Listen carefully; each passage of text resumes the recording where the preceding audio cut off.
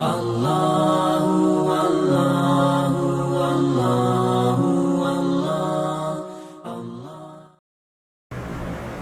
اکرم صلی اللہ علیہ وآلہ وسلم نے ایک خط دیا حضرت شجاع بن وہب رضی اللہ تعالیٰ.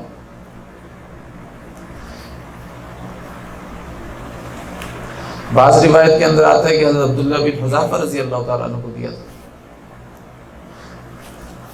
تو حضرت شجاع بن وہب رضی اللہ تعالیٰ عنہ کو دیا اور فرمایا یہ ایران کے بادشاہ کسریٰ تک پہنچا دو. یہ ایران کے بادشاہ کسریٰ تک اس خط کو پہنچا دو. تو حضرت شجاع بن وہب رضی اللہ تعالیٰ عنہ خط لے کر پہنچے. تو جب اس کو پتہ چلا تو اس نے اپنے محل کو خوب سجایا اور خوب سجانے کے بعد ان کے استقبال کے لیے بھی لوگ مقرر کر دیے. ان کا استقبال بھی کیا گیا. شجاع بن وہب رضی اللہ تعالیٰ عنہ پہنچے اس کسریٰ کے دربار کے اندر. تو کسریٰ نے اپنے کچھ وزراء کو بولا بھائی ان سے وہ خط لے لو اور مجھ تک پہنچا دو.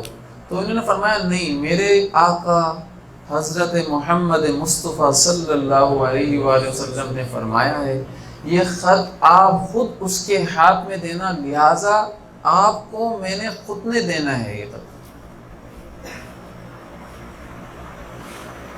تو یہ خط آپ صلی اللہ علیہ وسلم کی ذات کا اس کو پکڑایا گیا اور پکڑتے ہی کچھ لوگوں کو پڑھنے کے لیے بلایا گیا کہ بھئی اس خط کو پڑھنے والا کوئی ہونا چاہیے. تو جب خط پڑھنے کے لیے کوئی آیا اس نے سب سے پہلے جب خط کو پڑھا تو خط کے اندر حضور صلی اللہ علیہ وآلہ وسلم نے بسم اللہ الرحمن الرحیم پہلے لکھا ہوا تھا اور پھر حضور صلی اللہ علیہ وسلم کی ذات کا نام لکھا ہوا تھا. تو حضور اکرم صلی اللہ علیہ وسلم کا نام کے بعد یہ لکھا ہوا تھا کہ بھئی جو کسریٰ ایران کا بڑا ہے اس کی طرف میں یہ خط بھیج رہا ہوں. بادشاہ بھی نہیں لکھا، بادشاہ بھی نہیں. اس کو آیا غصہ کہ میرے نام سے پہلے اپنا نام لکھنے کی جرت کون کر سکتا ہے. یہ اس وقت کا جس کو ہم سپر پاور کہتے ہیں نا، اس وقت کا اپنے آپ کو یہ سپر پاور سمجھتا تھا اور تھا بھی.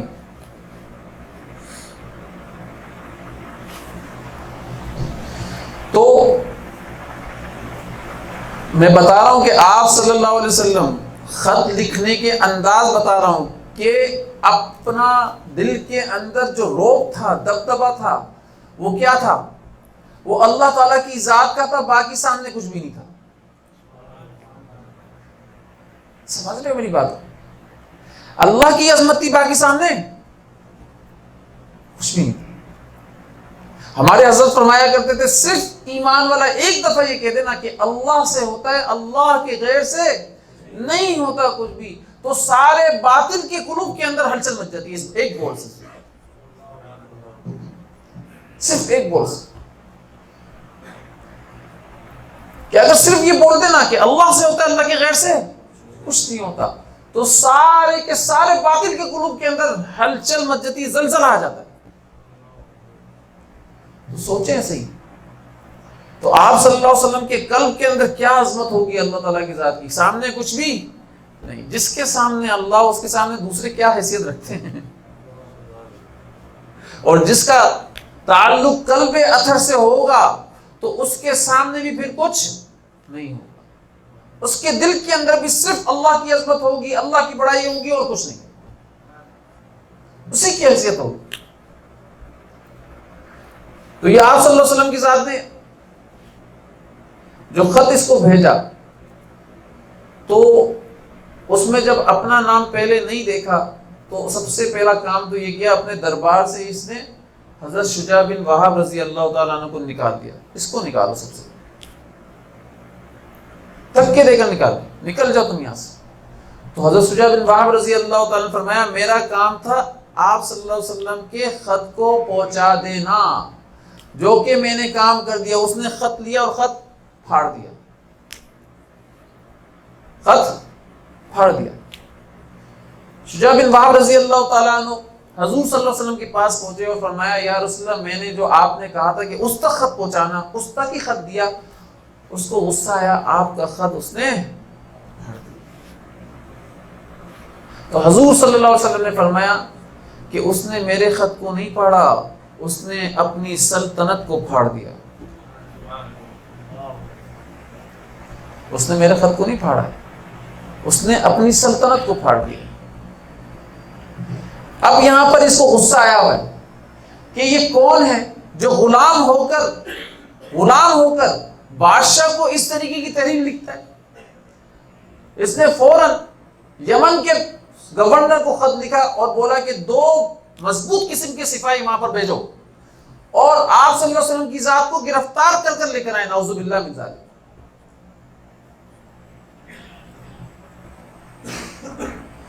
تو 2 مضبوط قسم کے سپاہی تیار کیے گئے اور آپ صلی اللہ علیہ وسلم کی گرفتاری کے لیے بھیجے گئے۔ وہ وہاں پر پہنچے اور پہنچنے کے بعد آپ صلی اللہ علیہ وسلم کی ذات کو دیکھتے ہی تھر تھر کانپنا شروع ہو گئے۔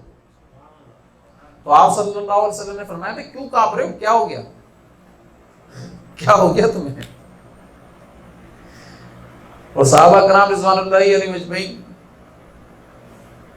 کو فرمایا کہ بھائی یہ بول رہے ہیں کہ آپ صلی اللہ علیہ وسلم آپ کو ہمیں گرفتار کرنے کے لیے بھیجا گیا ہے، تو ایک کام کرو، ان کو بولو کہ کل صبح آئیں، کل صبح بات کریں۔ ابھی ان کی خوب خاطر مدارت ہو، ان کو بھی دعوت کے اعمال کے اندر 24 گھنٹے رکھا ہے تاکہ دعوت کے اعمال کے اثر سے ان کے قلوب چینج ہو جائیں۔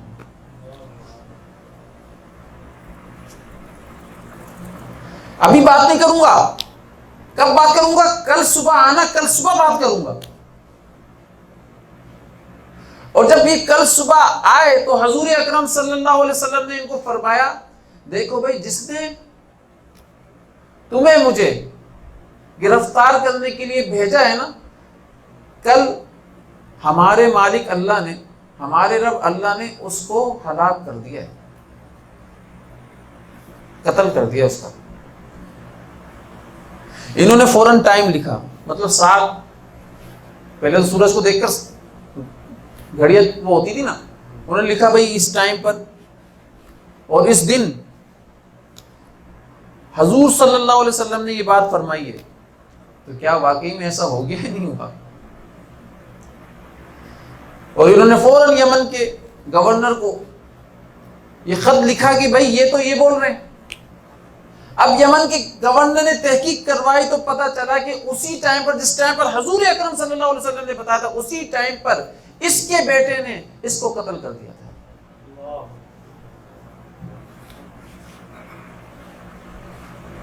اس کے بیٹے نے اس کو قتل کر دیا تھا۔ اور پھر اس کے بعد بیٹا تھا عیاش، لالچی تھا، حکومت کے ٹکڑے پر ٹکڑے ہوتے چلے گئے۔ اس کے بعد اس کی بیٹی حکومت کے اوپر آئی اور حضور اکرم صلی اللہ علیہ وسلم نے فرمایا کہ اس امت کے اندر کوئی خیر ہو نہیں سکتی اس قوم کے اندر جس قوم کی لیڈرشپ عورت کے ہاتھ میں، بادشاہت عورت کے ہاتھ میں۔ یہ آپ صلی اللہ علیہ وسلم کی ذات نے فرمایا۔ دیکھیں میں سمجھانے کی کوشش یہ کر رہا ہوں کہ یہ آپ صلی اللہ علیہ وسلم کا خط پھاڑنے کی وجہ سے کیا ہوا؟ اللہ تعالیٰ کی ذات نے اس کو نہیں چھوڑا، اس کے ٹکڑے کر دیے اور اس کے ملک کے بھی ٹکڑے کر دیے۔ تو جو لوگ آج حضور صلی اللہ علیہ وسلم کے خاکے بنا رہے، نعوذ باللہ من ذالک، نازیبا گستاخیاں کر رہے ہیں حضور صلی اللہ علیہ وسلم کی ذات کی، تو ڈائریکٹ انہوں نے اللہ تعالیٰ کی ذات کو اعلان جنگ کا اعلان کر دیا، اللہ تعالیٰ کی ذات سے اعلان جنگ کر دیا۔ ڈائریکٹ براہ راست اللہ تعالیٰ ان کے مقابلے پر آ گئے.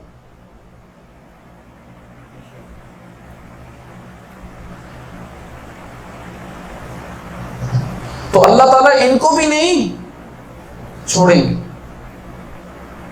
بہرحال لیکن ہماری ذمہ داری یہ بنتی ہے اس موقع کے اوپر کم سے کم حالانکہ یہ معمولی چیزیں ہیں، لیکن ہو سکتا ہے جیسے ابراہیم علیہ السلام کی آگ کے اوپر وہ چڑیا پانی ٹپکا رہی تھی، تو ہو سکتا ہے ہمارا عمل بھی اسی طریقے سے چڑیا جیسا ہوتا، چڑیا کی طرح ہوتا. تو کم سے کم درجہ یہ ان مصنوعات کی، ان ملکوں کی مصنوعات کا بائیکاٹ تو کیا جائے، کم از کم استعمال نہ کیا جائے، یہ کم سے کم درجہ ہے. لیکن حقیقت جنگ یہ نہیں ہے. بائیکاٹ کرنا ہے نا، اصل جو بائیکاٹ کرنا ہے تو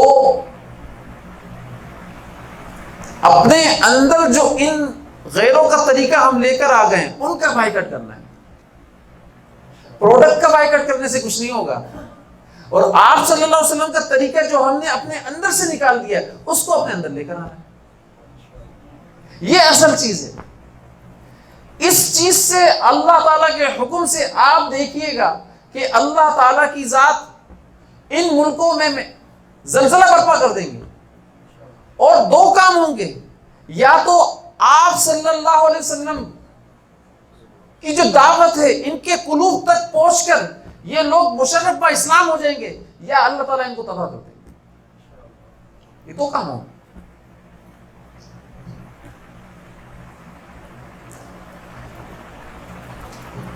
فرانس کے اندر جو حکومت بوکھلاہٹ کا شکار ہے نا، وہ ایک وجہ سے وہ فرانس کے اندر اسلام تیزی سے پھیل رہا ہے، بہت تیزی سے پھیل رہا ہے.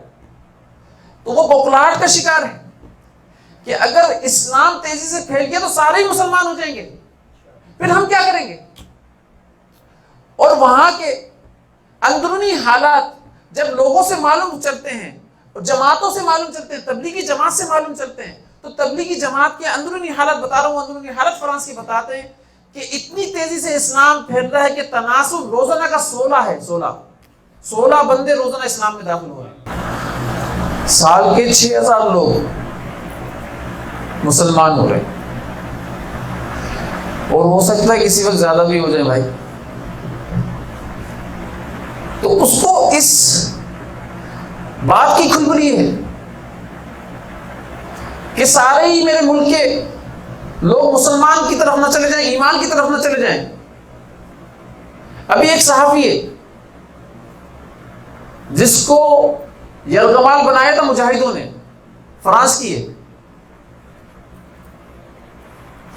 صوفی نام ہے اس کا. تو 4 سال کے بعد اس کو چھوڑا ہے، اور 4 سال کے بعد جب چھوڑا تو یہ صدر خود اس کو ایئرپورٹ کے اوپر لینے کے لیے گیا ہے. اور جب لینے کے لیے گیا ہے تو ہاتھ اس نے بڑھایا ہے کہ ان کا طریقہ ہے تو یہ ہوتا ہے نا کہ ہاتھ بڑھاتے ہیں، ہاتھ ملاتے ہیں. تو اس خاتون نے اس سے ہاتھ نہیں ملایا، وہ اسکارف باندھی بھی آئی ہے، وہ نقاب لگائی بھی آئی ہے. اور جب اس سے کہا، بات کی، تو اس نے سب سے پہلے بات کرنے سے پہلے کہا السلام علیکم.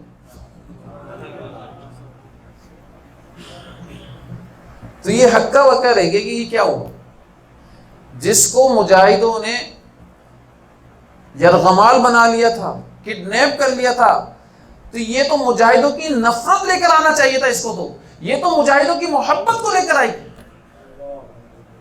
اور جب مجاہدوں کے بارے میں بات ہو رہی ہے تو کیا کہتی ہے کہ وہ بڑے مہربان لوگ تھے، بڑے مشفق لوگ تھے، ہمیں تو پتہ ہی نہیں تھا، ہمیں تو بتایا جاتا ہے اسلام کا خاکہ کچھ اور، اسلام تو کچھ اور ہے، ہمیں تو کچھ اور اسلام کے بارے میں بتایا جاتا ہے. لیکن اسلام تو مذہب ہی امن کا ہے، انسانیت کا ہے، ہمیں تو یہ بتایا جا رہا ہے. تو جب فناس کے صدر نے اس کا نام لیا تو اس نے بولا میرا نام یہ نہیں ہے، الحمدللہ میرا نام مریم ہے، میں نے اپنا نام مریم رکھا ہے اور میں مسلمان ہو چکے ہیں۔ یہ اس کی بوکھلاہٹ ہے، یہ اس کی بوکھلاہٹ ہے کہ جس بات کے اوپر اس نے اس قسم کے رد عمل کو شو کیا ہے اور ظاہر کیا ہے۔ اور میں تو اللہ تعالیٰ کی ذات سے دعا یہ کرتا ہوں اور قلب سے محنت بھی یہ کر رہا ہوں کہ اللہ تعالیٰ کی ذات جس طریقے سے اس صحابی کا دل اللہ نے بدل دیا اور ایمان کے اندر ہی داخل ہو گئی ہے، تو اللہ تعالیٰ اس کا بھی دل بدل دے اور یہ بھی ایمان کے اندر داخل ہو جائے، یہ بھی ایمان کے اندر داخل ہو۔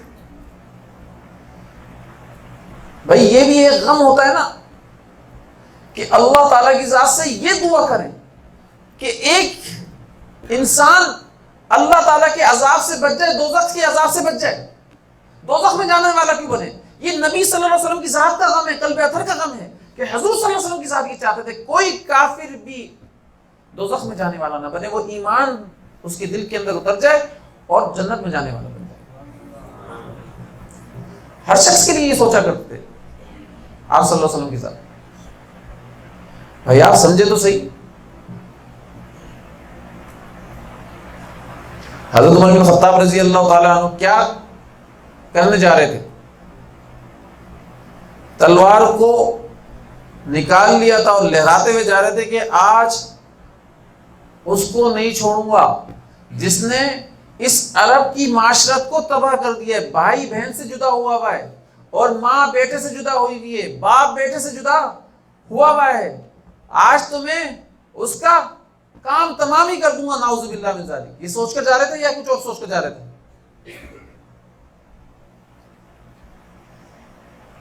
کہ اتنے میں راستے میں حضرت حذیفہ رضی اللہ تعالیٰ عنہ ملے، تو حضرت حذیفہ رضی اللہ تعالیٰ عنہ فرمایا کہاں جا رہے ہو؟ فرمایا یہ نیت ہے، اس نیت کے ساتھ جاؤ۔ فرمایا پہلے اپنے گھر کی خبر تو لے لو، تمہارے بھائی تمہاری بہن اور بہنوئی وہ مسلمان ہو چکے ہیں، ان کی خبر تو لے لو۔ جب گئے ہیں اور جا کر دیکھا تو ایک قاری صحابی خبیب رضی اللہ تعالیٰ عنہ وہ ان کو قرآن شریف پڑھا رہے تھے۔ دیکھو بھائی یہ دعوت دی جا رہی ہے کس طریقے سے، اس کنڈیشن کے اندر جب سارا عرب دشمن ہوا ہے اور دو لوگ مسلمان ہو گئے، ان کو پڑھانے کی ترتیب کس طریقے سے چل رہی ہے، ان کو سکھانے کی ترتیب کس طریقے سے چل رہی ہے۔ یہاں تھوڑا سا لاک ڈاؤن ہو جاتا تو لوگ ڈر رہے ہوتے ہیں باہر پولیس تو نہیں آ گئی کہیں، سب سے پہلے یہی سوچ رہے، جو سب سے چاہنے والے ہوتے ہیں وہ بھی یہی سوچ رہے ہوتے ہیں یار حضرت بھی بلا کر پھنسوا نہ دے کہیں، کوئی ایک ساتھی تو ہونا چاہیے جو حضرت کو بھی بچائے۔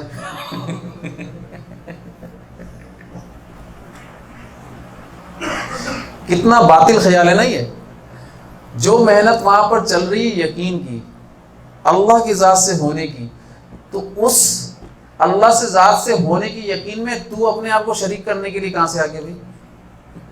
تو بچائے گا؟ تیری حیثیت ہے بچانے کی یا یہ سوچنے کی کہ یار کہیں ہمارے کو نہ پھنسوا دے؟ کیسا باطل خیال ہے یا نہیں ہے؟ تو سب سے پہلے تو انہوں نے قاری صحابی کو مارا اور پھر اس کے بعد یہ تو چلے گئے، پھر اس کے بعد اپنی بہن کو مارا، پھر اس کے بعد بہنوئی کو مارا۔ تو بہن نے کیا کہا؟ جملے تاریخی ہیں۔ بہن نے کہا کہ تو میری جان بھی نکال دے لیکن میرے اندر سے ایمان نہیں نکال سکتا، میری اندر سے جان تو نکل جائے گی ایمان نہیں نکل سکتا۔ یہ تاریخی جملے۔ پھر عمر بن خطاب رضی اللہ تعالیٰ عنہ ٹھنڈے ہوئے اور فرمایا بھائی کیا پڑھ رہے تھے؟ مجھے بھی تو سناؤ۔ سورہ طٰہٰ پڑھ رہے تھے، تو ان کو بھی سورہ طٰہٰ پڑھائی، پہلے غسل کروایا، پھر ان کو پڑھنے کے لیے کلام دیا. اور جو تلوار کو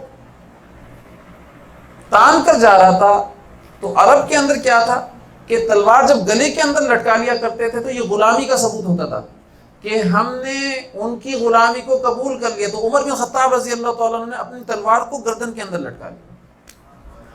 اب گردن کے اندر لٹکا کر وہاں پہنچے حضور صلی اللہ علیہ وسلم کی ذات تک.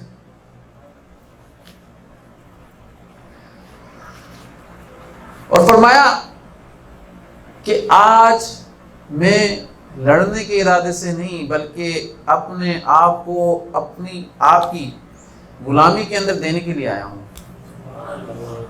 میں آپ کا غلام بننے کے لیے آیا ہوں، لڑنے کے ارادے سے نہیں آیا.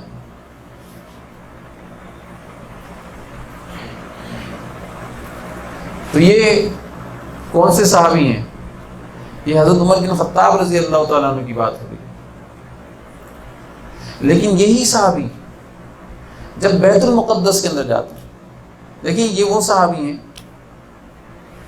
کہ جن کی وجہ سے اسلام بڑی اونچائیوں کے اوپر گیا، اللہ تعالیٰ کی ذات نے بڑی اونچائیوں پر لے کر گئے. لیکن یہی صحابی جب بیت المقدس کی طرف جاتے ہیں اور امیر المومنین ہوتے ہیں، تو راستے کے اندر اذان ہو جاتی ہے، نماز پڑھنے کی تیاری کی جا رہی ہوتی ہے. تو وہاں کے جو پادری ہوتے ہیں وہ بولتے ہیں کہ بھائی آپ میدان میں کیوں نماز پڑھیں گے، آپ ایک کام کریں گرجا گھر کے اندر نماز پڑھ لیں، ہم وہاں پر چٹائیاں بچھا دیتے ہیں، اس کو دھلوا دیتے ہیں. تو حضرت عمر بن خطاب رضی اللہ تعالیٰ نے فرمایا دھلوا دو بھائی. اس کو دھو دیا گیا.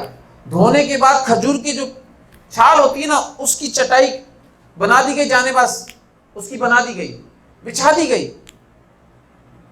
اب اذان بھی ہو گئی، اقامت بھی ہو گئی، اور حضرت عمر بن خطاب رضی اللہ تعالیٰ عنہ اللہ اکبر کہنے والے ہیں کہ ایک دم باہر آ جاتے. صحابہ کرام کو بھی باہر لے کر آ جاتے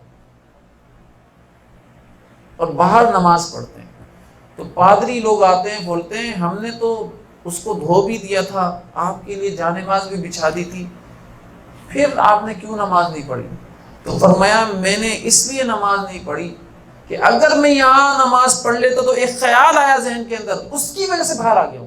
وہ خیال یہ تھا کہ اگر میں یہاں پر نماز پڑھ لیتا تو کہیں میرے بعد آنے والے لوگ مسلمان اس گرجا گھر کے اوپر مسجد ہونے کا دعویٰ نہیں کرتے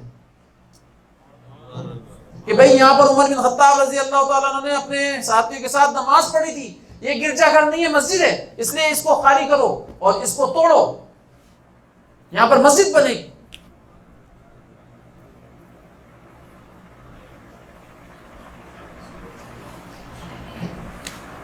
دیکھو صحابہ کرام رضوان اللہ علیہم اجمعین کا جو تربیت کا انداز حضور صلی اللہ علیہ وسلم کی ذات نے سکھایا تھا نا، وہ بڑا عجیب تھا. اس سے ہی بہت سارے لوگ ایمان کے اندر داخل ہو جایا کرتے تھے. یہ دعوت ہے یا نہیں، یہ بتاؤ، یہ دعوت کی عمومیت ہے یا نہیں ہے؟